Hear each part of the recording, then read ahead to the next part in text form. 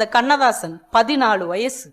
சினிமால எதையாவது சாதிக்கணும்னு ஒரு பெட்டியில துணியோட ஊரை விட்டு ஓடி போயிட்டார். சென்னைக்கு போயிட்டார். சென்னை போற வரைக்கும் தான் காசு இருக்குது. மெரினா பீச்சில் போய் நைட்டு 12 மணிக்கிட்ட ஆக போகுது. காசே இல்லை. மெரினா பீச்சில் பெட்டியை தலைக்கு வச்சு படுத்துட்டார். 14 வயது கண்ணதாசன். காலையில யாராவது நம்ம நகரத்தார் மக்கள் இந்த பக்கம் வந்தாங்கன்னா அவங்கள்ட்ட பணம் வாங்கி மண்ணடியில் இருக்கிற நகரத்தார் விடுதிக்கு போயிடலாம், யாரையாவது பிடிச்சி அப்படியே உள்ள போயிடலாம் அப்படின்ட்டு பெட்டியோட படுத்திருக்கிறார். நைட்டு ஒரு 1 மணி 2 மணிக்கு ஒரு போலீஸ்கார் வந்து அவரை தட்டி எழுப்புறாரு. என்ன இங்க பண்ணிட்டு இருக்க? இல்லைங்க, கையில காசு இல்லை, அதான் படுத்திருக்கிறேன். எங்க போகணும்? நீ மண்ணடிக்கு போகணும், கிளம்பு. இல்லைங்க, என்னால போக முடியாதுங்க, கையில காசு இல்லை. இல்ல இல்ல கிளம்பு, இல்லைன்னா 4 நாள் கொடு அப்படின்னு இருக்காரு. 4 நாள் இருந்தா நானே பஸ்ல போயிருப்பேன்ல, என்ற காசே இல்லைங்க.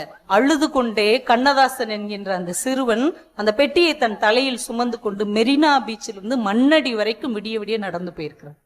போகும்போதே என் மனசுக்குள்ள சொல்லியிருக்கிறார், இந்த மெரினா பீச்ல இந்த காந்தி சிலைக்கு கீழே நான் விட்ட கண்ணீர் ஒரு நாள் வெற்றி என்கின்ற மரமாக மாறும் என்று மனசுக்குள் சொல்லிக்கொண்டே போயிருக்க.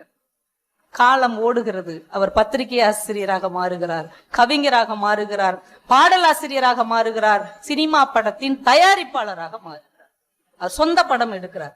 படத்துக்கு சுமை தாங்கி அப்படின்னு பேர். இந்த படத்துக்கு ஹீரோ ஜெமினி கணேசன். அவரை வச்சு ஒரு பாட்டு எடுக்கணும்.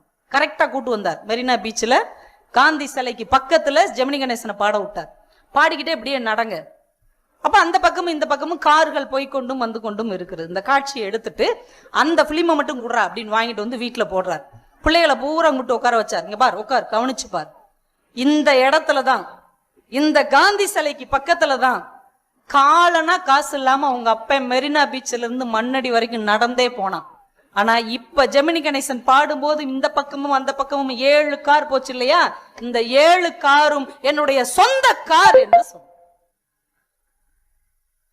நாளனா இல்லாமல் நடந்து போன அந்த கவிஞன் அதே இடத்தில் 7 கார்களை நடத்த முடிந்தது என்றால், எங்கே நாம் அவமானப்பட்டோமோ அந்த அவமானத்தை மூலதனமாக வைத்தால் அது வெகுமானமாக விரிந்து நிற்கும் என்பதற்கு கண்ணதாசனுடைய வாழ்க்கை ஒரு மிகப்பெரிய அடையாளமாக இந்த மண்ணில் பதிவு செய்யப்பட்டிருக்கிறது. எந்த இடத்துல அவமானப்பட்டு கண்ணீர் சிந்தி நொந்து போய் நின்னோமோ அந்த இடத்துல நிமிர்ந்து தலை நிமிர்ந்து நான் ஜெயிச்சிட்டேன்னு சொன்னீங்க வைங்க, அப்போதான் உங்க கனவு ஜெயிச்சிருச்சுன்னு.